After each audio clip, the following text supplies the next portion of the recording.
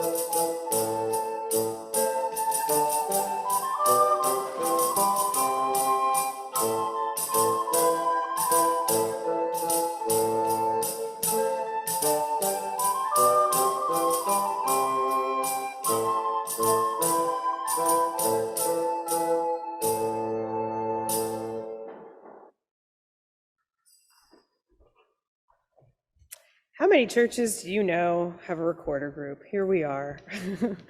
Beautiful. Thank you, No Help Players. Good morning.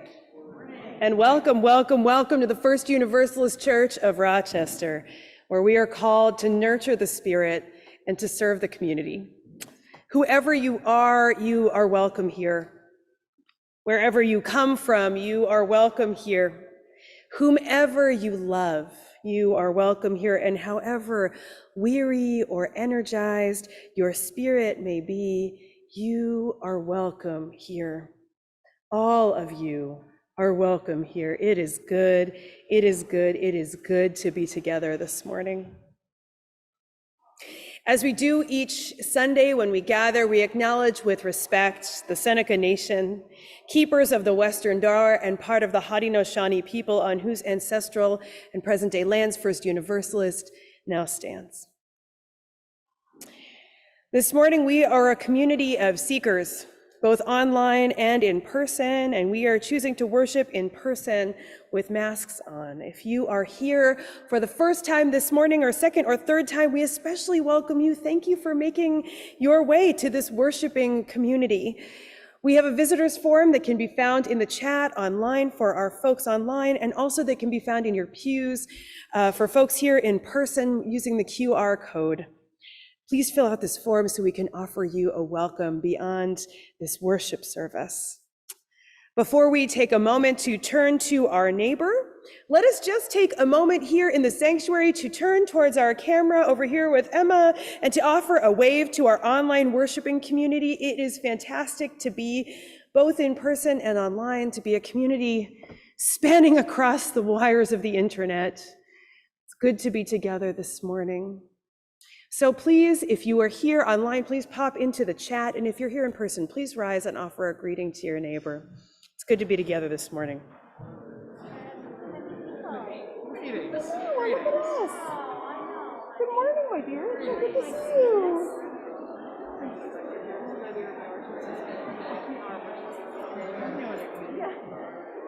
You know what I mean.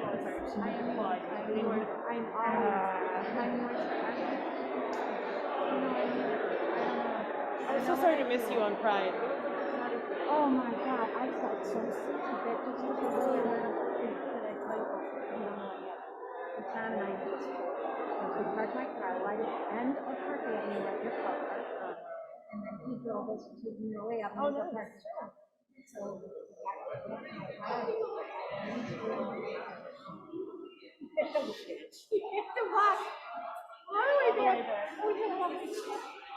You already walked the whole way. yeah, it's like, I said, you know, great times, don't. Right. It is always hard to pull you back from this time together, but it is my job, so.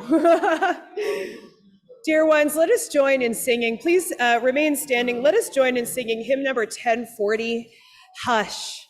This morning, as we explore rest, we will explore listening for our names being called. So let us join in hymn number 1040, both in your teal hymnals with lyrics here on the screen.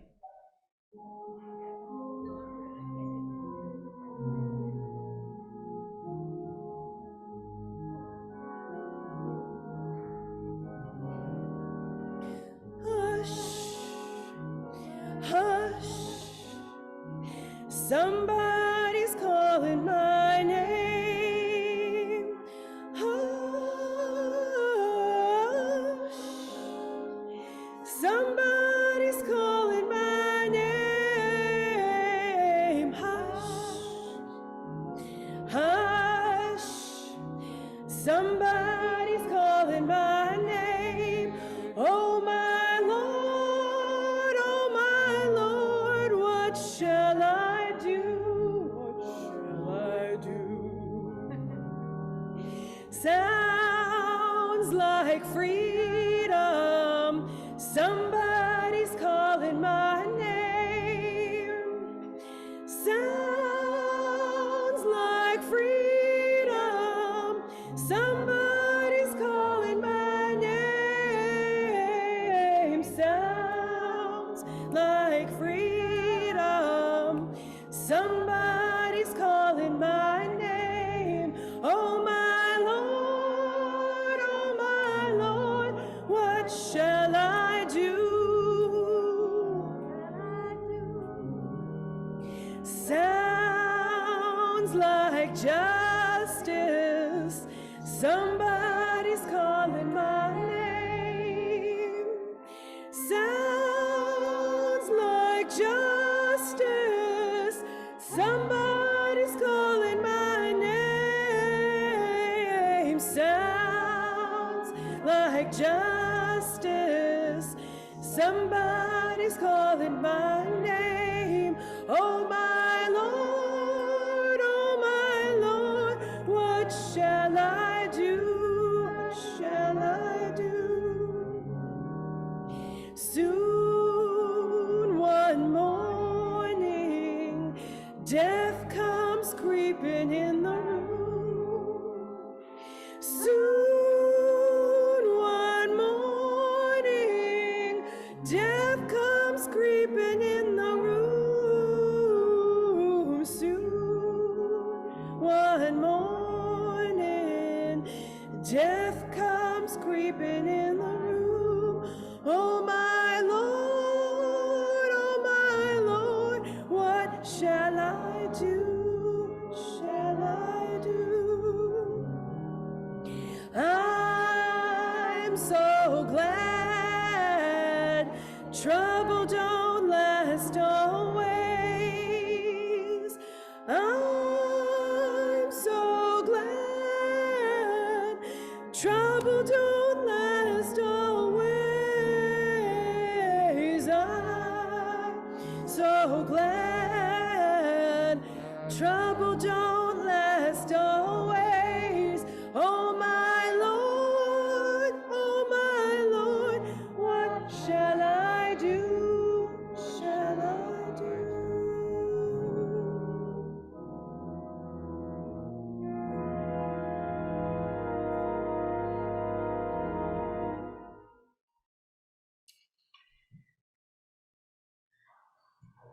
Good morning, everybody. My church family, I'm Kitty Forbush, and I'm your worship associate for this morning. Ease, relaxation, repose, meditation, calm, peace, tranquility, serenity. Do any of these qualities apply to you on a regular basis? Especially with what we have all been going through these last few years. We need to take time, truly take time for ourselves, to let go of the pressures of our lives, whatever they may be for you. Working, maintaining a home, maintaining your relationships, worrying about your children and family members, just worrying in general. Our bodies and our minds need to be free of the stressors, the things that bring us down or make us tense.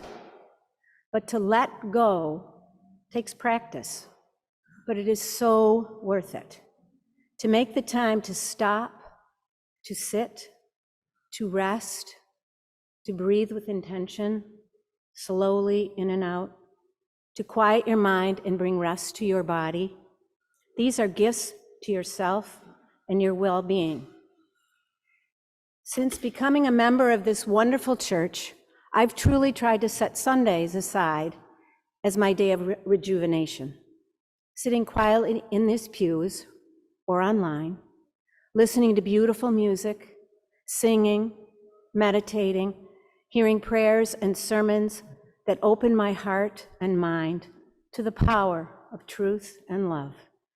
Starts a day that I devote to those things that bring me comfort and joy. Reading, walking in the woods, gardening, crocheting, journaling, spending time with my son. But it starts right here at First Universalist. So sit back, take a deep breath, let it out. Relax your shoulders, and come, let us rest and worship together. Will Patty Goodwin please come forward to light our chalice?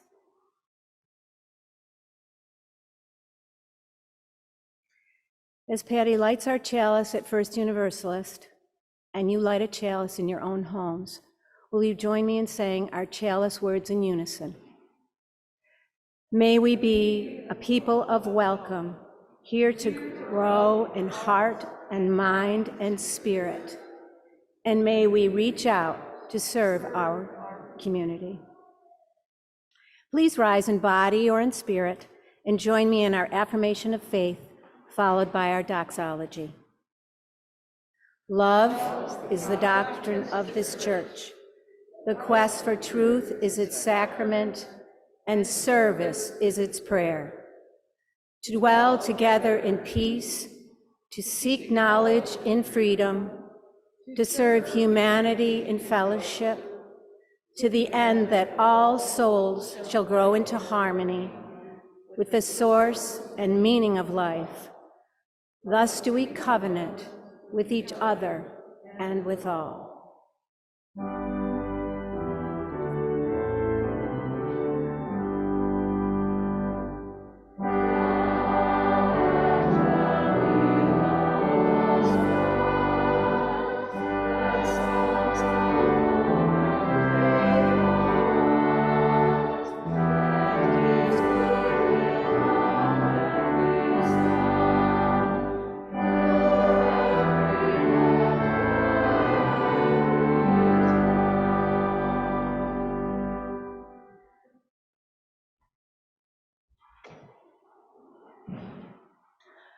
Paul R. Beadle writes that the practice of giving until it is second nature and first response helps bring forth the realm of love. This church is our church, our place to find solace. It is a free church, and to support it with your treasure is a selfless act of love and caring for all of us. You are invited to give online by scanning the QR code in your pews or to drop an offering in the offering basket. For folks online, please click the link in the chat to give to First Universalist Church. Thank you for your generosity.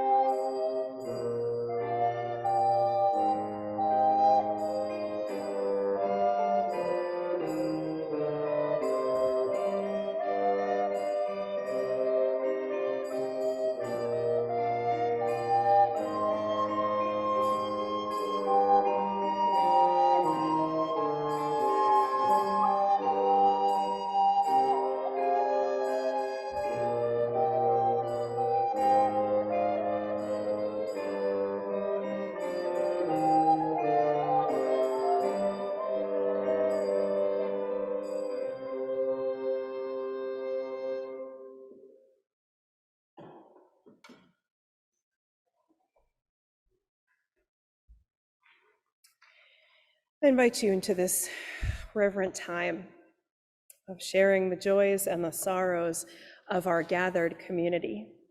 If you would like to, you can place a hand over your heart to be able to listen from a heart-centered place. As Kitty places stones into the bowl, I will read aloud the joys, sorrows, the concerns of our gathered community. All are also invited online to share your joys and sorrows in the chat that we may hear from our community. This morning we share a joy from Kitty Forbush.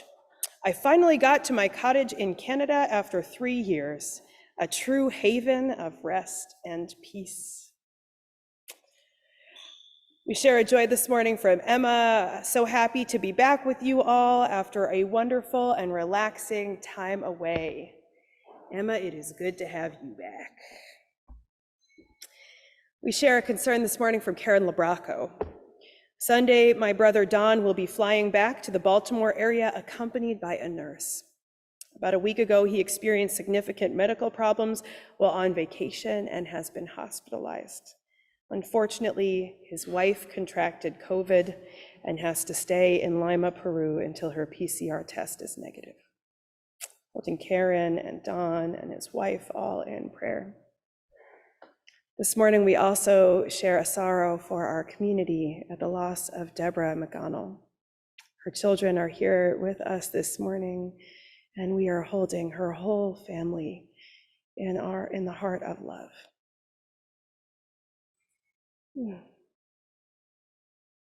We will drop one stone into the bowl for all the joys shared by our online community. And we will drop one stone into the bowl for all of the sorrows shared by our online community. Let us drop one final stone into the bowl to represent all of the joys and the sorrows left unspoken in the silent sanctuaries of our hearts. May all be held in the heart of love.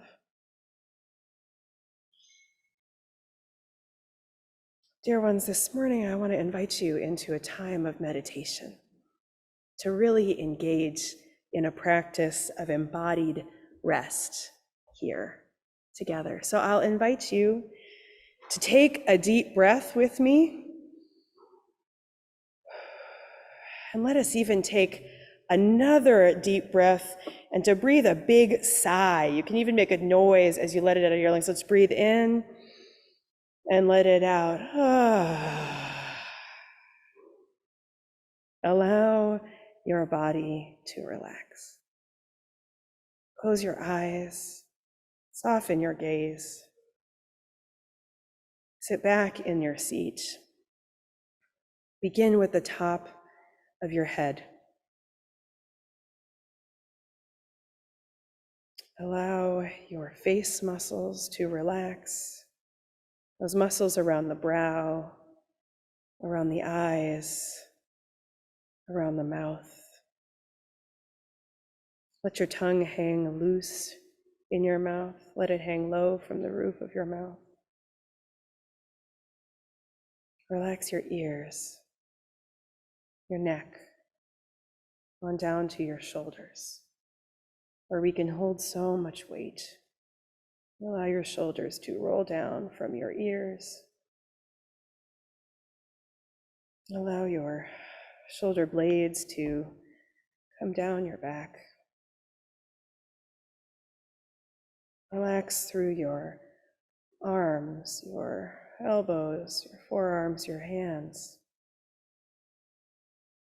Release any tension you notice. Let it be and just allow it to flow out of you. Relax your back, your chest. Pause around your belly, then breathe deep into it, allowing your belly to rise and to fall, to expand and to contract. Relax your hips, your pelvis, your seat,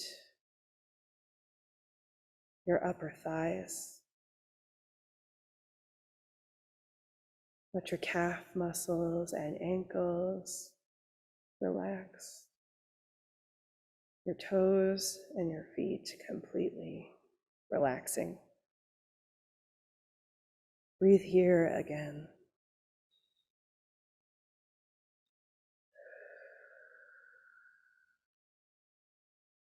We give thanks this morning for this vessel carrying us through our days. We recognize this morning that there are times when we can feel betrayed by our bodies, when we lose abilities, when we wish we could be doing more than we physically can. But let us give thanks this morning for the things our bodies have carried, for the abilities they have, for the gifts this vessel brings us. May we remain present to these sacred vessels, to these bodies, to skin and bone, sensation and need, hunger and thirst. We honor what our bodies need. May we learn to lean into rest, to lean into relaxation, to allow our muscles to be with the absence of tension. May we give thanks this morning for a moment to just be. And let us remain in stillness, in listening, in this mode of true and deep relaxation as we join in some silence together.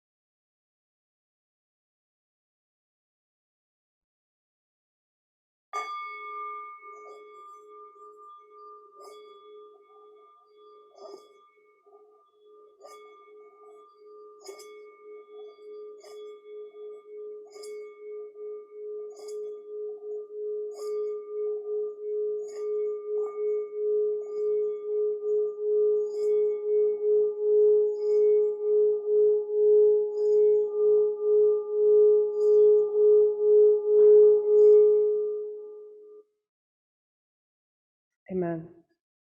Blessed be, may it be so.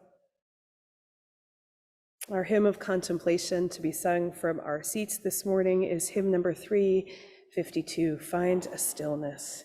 It can be found in your gray hymnal or on the screen.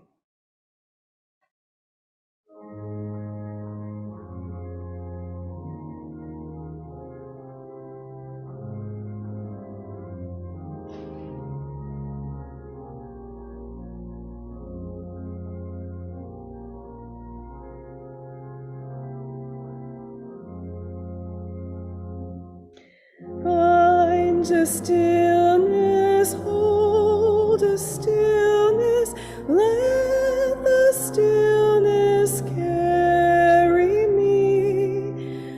Find the silence, hold the silence, let the silence carry me. In the Spirit, by the Spirit, with the Spirit giving power, I will find true harmony.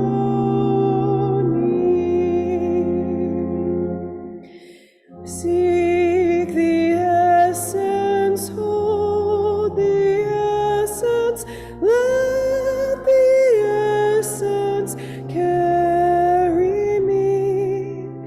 Let me flower, help me flower, watch me flower, carry me.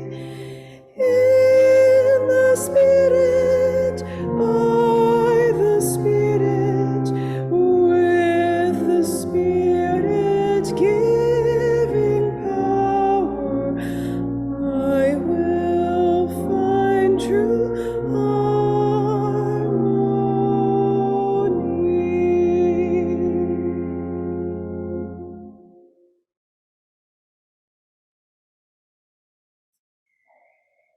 Deep in the heart of summer, I come to you this morning imploring you, encouraging you, nudging you in the most holiest of ways to find space to rest,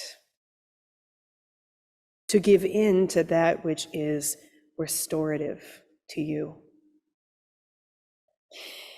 Or those of us whose rhythms so often follow the school year, summer as a time for rest and play is written into our bones, part of our muscle memory, a natural rhythm of the year begun at an early age. For some of us, the ability to rest in the summer was not available due to work schedules, due to being of help at home, due to the gaps that had to be filled when school was no longer there to hold us and hold our time with parents who worked and families who could not afford travel. But let us not give in to the notion this morning that rest is only earned by a certain class of people, that rest cannot be and should not be for frontline workers, nor those who have no vacation time scheduled, the hourly employees, the folks mistreated by our capitalist system. Each one of us, every single one of us, is deserving of rest. Each one of us human beings deserve and demand rest. There is no way we get through life without that time. To encourage rest, to advocate for it, to claim it, has always been a theological mandate, and it has always been a challenge to our humility.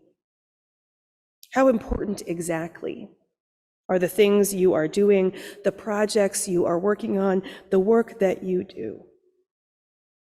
How important are you that you cannot take a break? How essential is this work that it must be continued without a break? Who is above the need for rest, for restoration, for unplugging and just being in one's body, in one's life? To rest acknowledges that we are human beings. To rest acknowledges that no one is above the need for sleep, for recharging, for time to just be. The theological mandate to rest comes out of both Jewish and Christian teachings, taking a Sabbath day away from business as usual. When speaking of the creation of the earth, the Torah, aka Genesis 2:2-3 reads, "And on the seventh day, God finished the work that God had done, and God rested on the seventh day from all the work that God had done. So God blessed the seventh day and hallowed it, because on it God rested from all the work that God had done in creation." Not even God is above rest. And so people took rest according to these sacred scriptures and mandates. I have Jewish friends who do not drive, nor cook, nor buy things, nor work from sundown on Friday through sundown on Saturday. It is countercultural, sometimes shocking to encounter. When was the last time you had such a day? Have you ever had such a day? Christian communities then, of course, built on this work and shifted the day, making it Sunday, a main reason we are here right now. The main reason it is hard to find restaurants open on Sundays here in Rochester. A main reason there is free parking in many US cities on Sunday still. Even with the theological mandate to rest in particular traditions, to rest is countercultural. To engage in stillness is countercultural. It is why the silence in our worship services is so essential. To take time away and off is countercultural. I want to let you all know that a year from now, I will be embarking on a 5-month sabbatical. I will have been serving this church for 5 years, and my covenant with you all includes sabbatical time away for rest and spiritual refreshment. When I tell people about this time away, when I tell them that I'm going on sabbatical, the first question is, what do you plan to do with your time? And I will tell you that I do not plan to do much. Perhaps a few things here and there, but mostly I plan to rest. I plan to take part in restorative practices. I plan to try on not working after serving in Unitarian Universalist ministry for the last 12 years without a sabbatical. After being with you all through the early years of a pandemic, after ramping up together to do church in ways we had not yet imagined, I plan to take the time to rest, to really explore what refreshes me. In trying to figure out what could be refreshing, what could be restful, I put out a question to folks this past week in our church to see how you find rest. How do you feel restored? One person wrote back to me to let me know how not very restful retirement has been for them. Turns out there are a lot of things that can be done with the time. But they talked about having a goal this summer of sitting in the backyard and doing nothing on 30 separate occasions. And thus far, they have done it 9 times.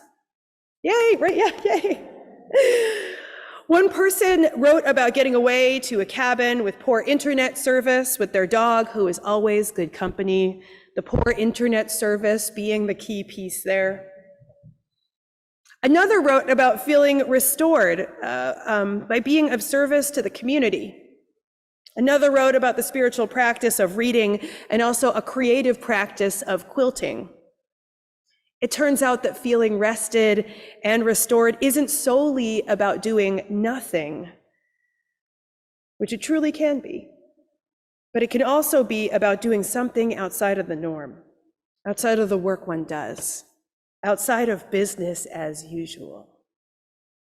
Feeling restored to a state of restedness or relaxation or even contentment can be in the practices we partake in. I want to give you a moment now to just think through, what do you do in your life? What do you engage in to feel restored? How do you rest?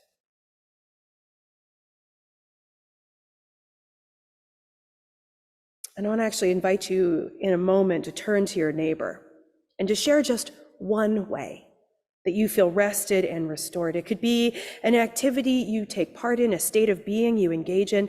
Let this not be a time to add to our to-do list, but rather to celebrate what we already engage in.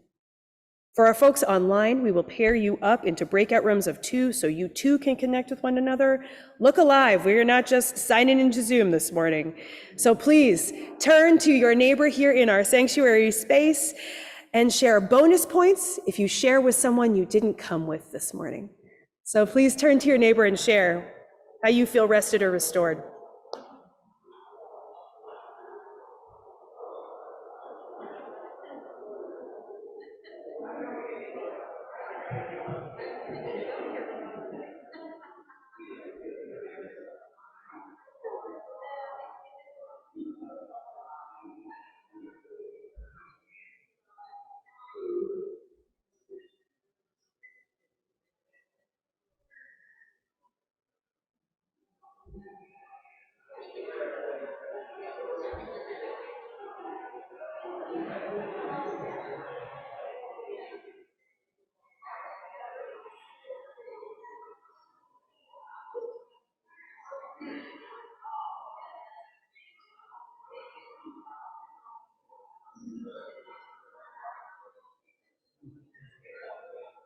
Please make sure your neighbor has had an opportunity to share.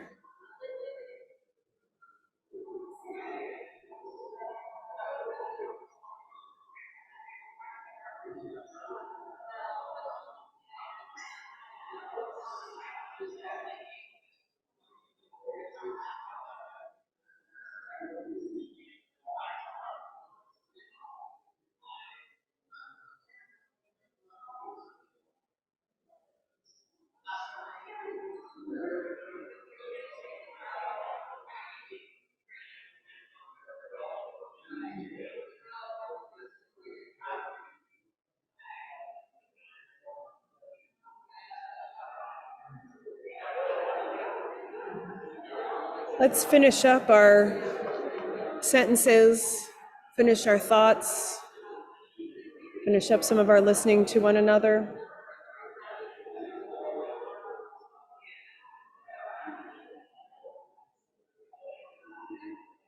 Emma, how did it go? Awesome! Pull ourselves back into this space. I always hate interrupting,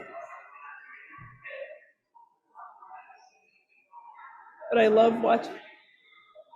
You got about how many seconds? 40? Okay.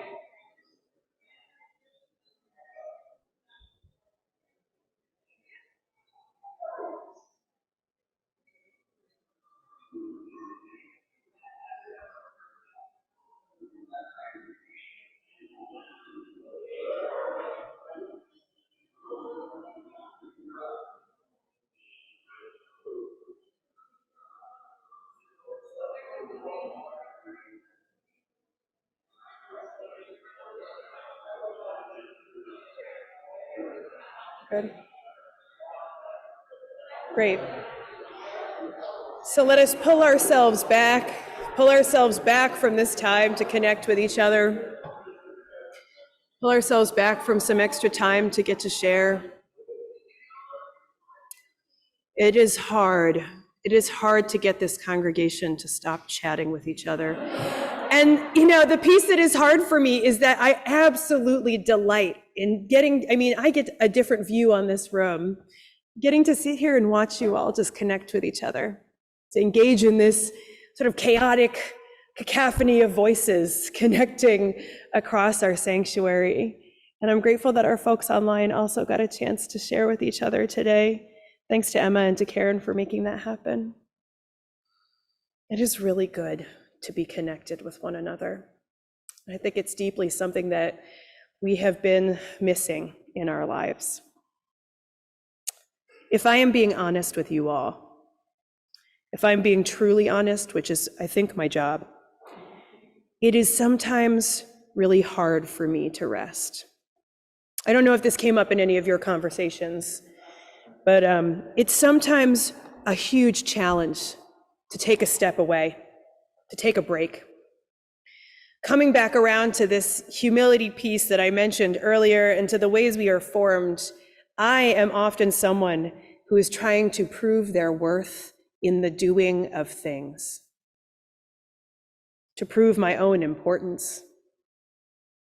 There is a fear present about what might be left undone, a certain perfectionism, if you will, a desire to do it all.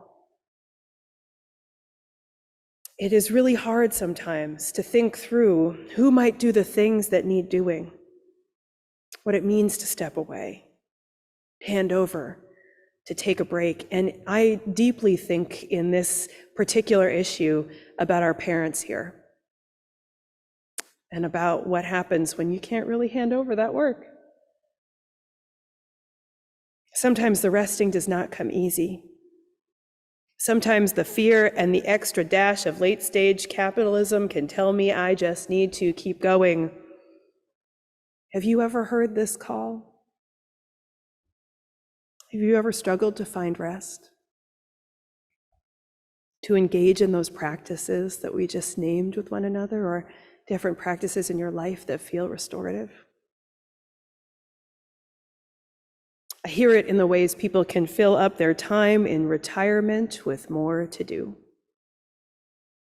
I hear it in the ways we can all feel quite important while remaining incredibly busy.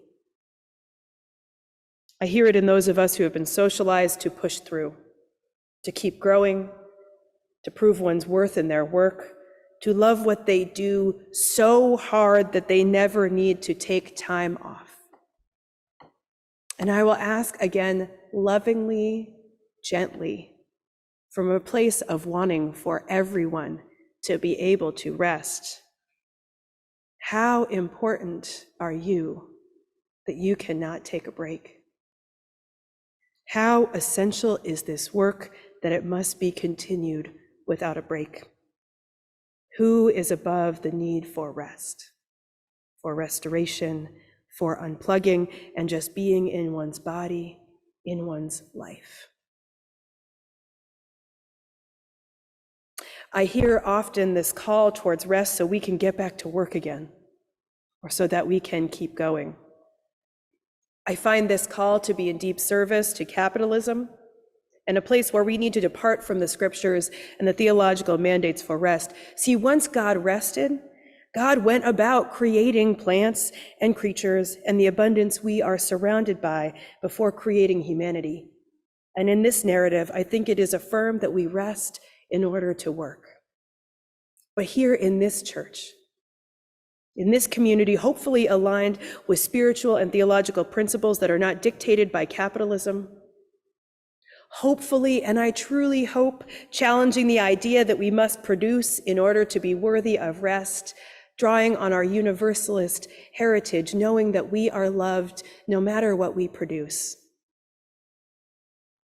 I hope we can challenge the narrative. Tricia Hersey, the Nap Bishop and creator of the Nap Ministry, writes about rest as resistance and the ways that grind culture, or the invitation to always be going, always be working, always be doing, gets in the way of dreaming, of creating, of resting, of finding our deepest alignment. When we are exhausted, we cannot resist oppressive powers, especially white supremacy, which is what the Nap Ministry is explicitly challenging. Tricia Hersey wrote in December of last year, reminder, we are not resting to recharge for new levels of grinding we are brainwashed into believing we have to do. We are resting because it is our divine right to do so. We are resting because it is our divine right to do so. No connection to more output or labor. This is what makes our message grounded in a politics of refusal. Resting is our divine right. Resting can be resistance to complicity in doing what this capitalist system wants us to do. Keep working, keep being a cog in the wheel. Do not challenge nor disrupt business as usual. We must rest. We must find space to rest in the midst of our lives. We must find space to refuse, to say no, to draw boundaries around when we are available and when we are not. If you find this idea challenging, like I do, if you find that in your mind you are going over a bunch of yes buts, I imagine you are not alone. And I would ask you to sit with where the yes buts are coming from beyond the time that we have here this morning. I invite you to sit in reflection and to interrogate where that thought is coming from. I would invite you to explore whether or not there is a fear there instilled by grind culture, by perhaps a fear that lies beneath, perhaps a place to embrace more humility. I would invite you to reflect on where you feel resistant to rest, and then go and take a nap. Or head to the backyard to do nothing, or find a space somewhere in your life to just be, rather than to be doing something. It is worth interrogating our discomfort and leaning into rest, real rest. Not rest for the sake of getting back to work, but rest for rest's sake, because you deserve it, because resting serves each and every one of us. Give in to the muscle memory and the body tissue response to rest in this season. Find a day to engage in Sabbath practices, not working and doing and going places, but truly just being at home, or at least not engaging in work. Make space to interrogate and disrupt the voice in your head that invites you to do more and more and more. Give yourself space to recover from the messages we all have internalized about our worth as work, especially in these past few years. May you find space to truly rest. May you find ways to feel restored. May you know you are loved, regardless of how much you do or produce. You are loved, and it is your divine right to rest. Amen. Blessed be, and may it be so.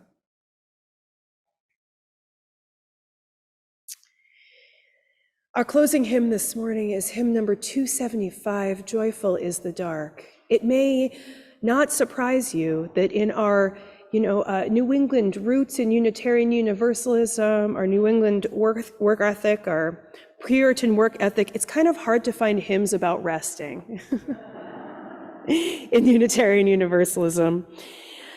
So I picked this hymn, Joyful is the Dark, as an invitation into darkness, into stillness, into rest, yet it is not one that we know very well. And so Charlie will play it for us once through before we sing, so we can become familiar with the tune. It is both in your gray hymnal and the lyrics are up on the screen. Please rise in body or in spirit, or feel free to stay seated as we sing 275, Joyful is the Dark.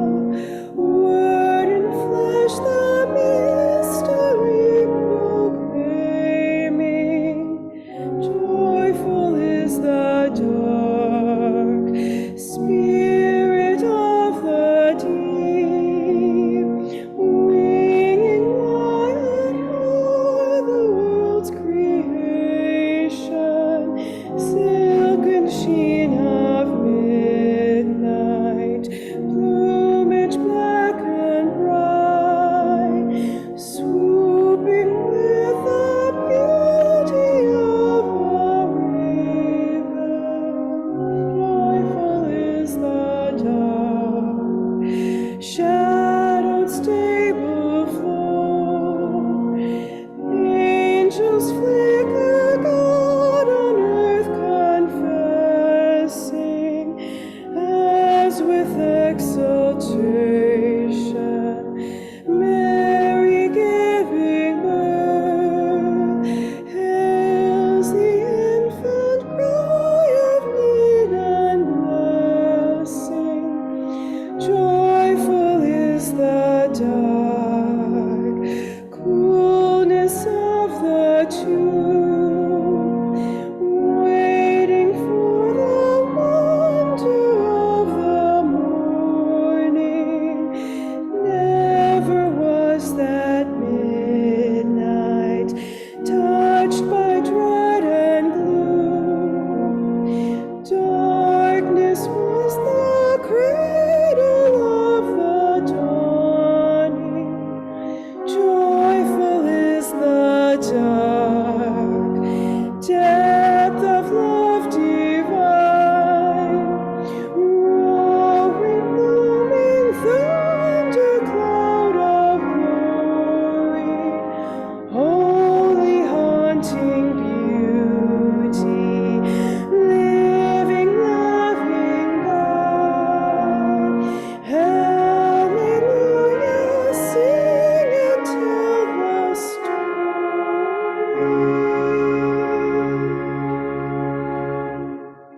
Please remain standing as we extinguish our flame, our chalice flame this morning. Let us read together the words printed on our screen and in our order of service. We extinguish this flame, but we keep its light in our hearts with its message of love and justice, taking it outside these walls to the world we live in until we are together again. As we close our service this morning, I'll invite you to place a hand over your heart wherever you are, either in this sanctuary or somewhere at home, on a lake house, wherever. Please just take a moment to turn around and to take a look at who is here with you. Who are your beloveds here, learning to rest with you, learning to just be with you? Who is here online on our screen, journeying with us this morning? Let us all take a deep breath together, in and out. May you go forth this morning knowing you are worthy of rest. You deserve rest. You deserve that which is restorative. May you go from this place knowing you are loved regardless of what you do, how you work, what you produce. May you know in your heart of hearts that you are loved. And may you go and be that love to whomever you meet, to wherever you go. Amen. Blessed be, and may it be so.